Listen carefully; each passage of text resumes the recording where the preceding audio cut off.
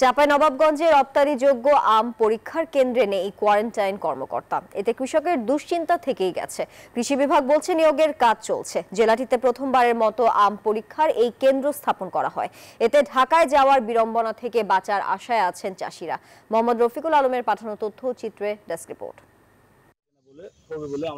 গত কয়েক বছর ধরেই বিদেশে আম রফতানি করছেন চাঁপাইনবাবগঞ্জের অনেক কৃষক। আর এই রফতানিযোগ্য আম পরীক্ষা করতে ঢাকার শ্যামপুরে পাঠাতে হয়।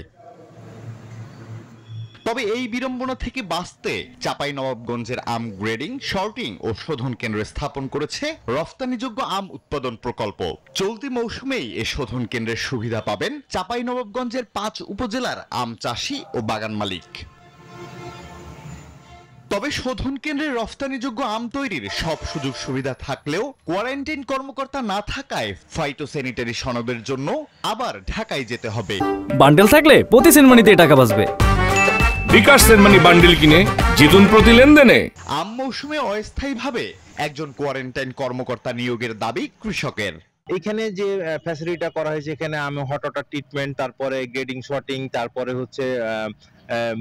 তারপরে আমকে ড্রাই করা, এখানে এই প্রযুক্তিগুলো আছে। আমরা চাঁপাইনবাবগঞ্জে একজন কোয়ারেন্টাইন অফিস আছে এবং সার্টিফিকেটের জন্য এখানে ইস্যু হয় এবং আমরা রপ্তানিকারকরা বা যারা আমরা রপ্তানি করতে চাই তারা সহজে আমরা রপ্তানি করতে পারি। কৃষি সম্প্রসারণ অধিদপ্তর বলছে কোয়ারেন্টাইন কর্মকর্তা নিয়োগের কাজ চলছে।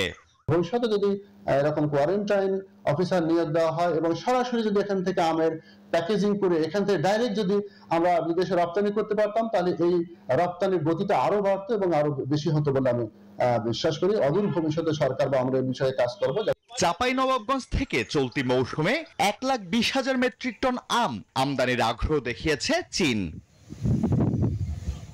আলহাদি খান, ডেস্ক রিপোর্ট, নিউজ 24।